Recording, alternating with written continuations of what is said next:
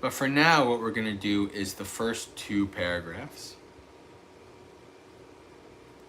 Katamancha bhikkave dukkha samudayo arya satchang yayang tanha ponubhavika nandiraga sahagata tatra binandini sayati dang kamma tanha bhava tanha vibhava tanha sako panesa bhikkave tanha katta upajjamana upajjati katta nivissamana nivissati yang loke pirupang satarupang etesa tanha upajjamana upajjati etta nivisamana nivisati kincha loke pirupang satarupang.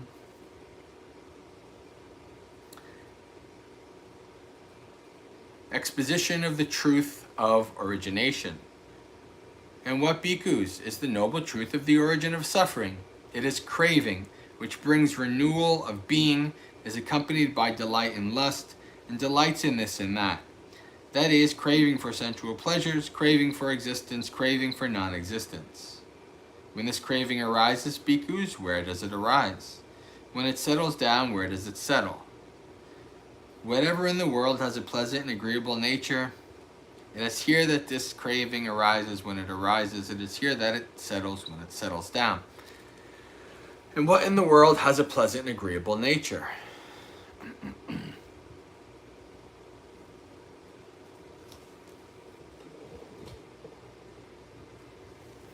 Hello, friends. So, this is a very important framework. As I've said many times, most of you have heard me say this many times, the Buddha is giving a framework for investigation. He's pointing out some possible, why don't you look there, then look there, and look there. So, where does this craving arise? Look there.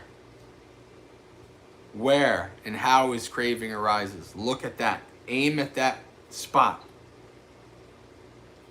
When it settles down, where does it settle?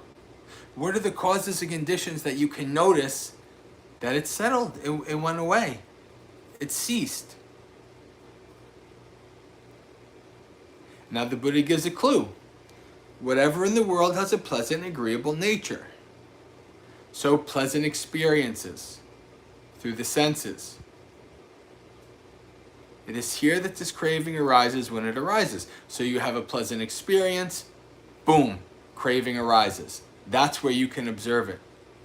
You can investigate it right there. But it is also here where it settles when it settles down. This can mean like a natural settle down, but it can also mean you investigate it, you see it. And because you see it and you're not attached to it, it just settles down. The causes and conditions for it to stick around longer are not there. So, it settles down. This is important to understand. It seems like a lot of repetition, right? And, when we do it as our secondary chanting, we spend a couple weeks doing this repetition. But it's important to not get lost in kind of getting droning out, your mind kind of going away just because it hears repetition. The repetition is training. Where does this arise? Where does this cease? How does it arise? How does it cease? What are the causes and conditions for its arising? What are the causes and conditions for its ceasing? This is how you investigate something. This is how you use yoniso manasikara. Proper or wise consideration, contemplation, investigation. See the rise and fall of things and the causes and conditions that lead to both. All right, friends. Well, with that, Sugi Hotu, may you be happy and at ease, practice well and be well, and may you have a spiritually successful and peaceful practice until we meet again, which, if I'm alive, could be tomorrow morning.